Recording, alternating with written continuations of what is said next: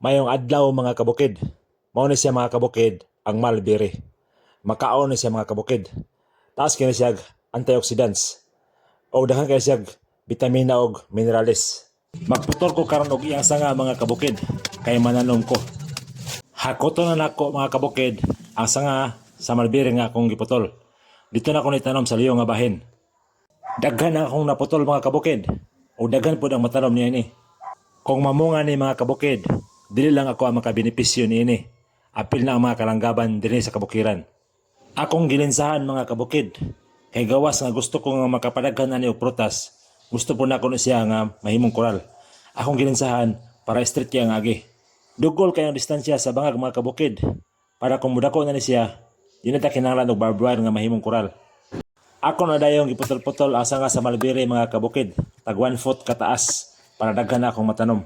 Pagkahuman og putol-putol mga kabukid, ako na dayong giugsok ang mga pinutol nga mga mulberry dito sa yuta nga akong gibangagan. Paglabay sa pipila ka semana mga kabukid, nanahon na itong mulberry. Muna niyan dagway sa atong gitanom nga mulberry nga atong gikural mga kabukid. Namunga na siya mga kabukid.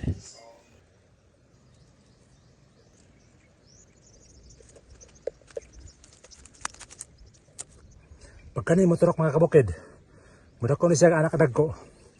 Ana, di na kalusot ang siya kung saan hayop dire. Dahil mataas pagkid siya, nindot kasi mga kabukid. Dahil kani siya, mamunga ni daghan. Na nagay bunga ob sa gagmay pa kayo mapipagtanom. Dayon, ang mga langgam din sa kabukiran, malipay na rin mga kabukid. Dili lang langgam malipay, hasta pud ko. Mga kaon ko, kay paingon sa pagkatiguang. Nakinahanglan na tani nga mga prutas.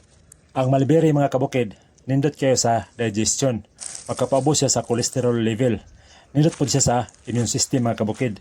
Mutabang siya pag-control sa ato ang blood sugar level. I-improve mga ato ang blood circulation mga kabukid. Ug maayo siya sa mata. Ug mutabang siya pag-promote mga kabukid sa ato ang brain health. Ug taas gid kay siya source mga kabukid sa antioxidants nga mao gikinahanglan nato mga kabukid. Kural na siya mga kabukid. Dahil ang sulod sa koral, mga mani-mani. Pohon-pohon, kaning ngayota, niwang, mutambok na siya.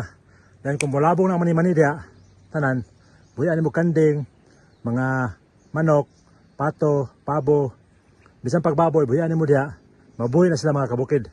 Daghang salamat sa pagtanaw. Bye-bye.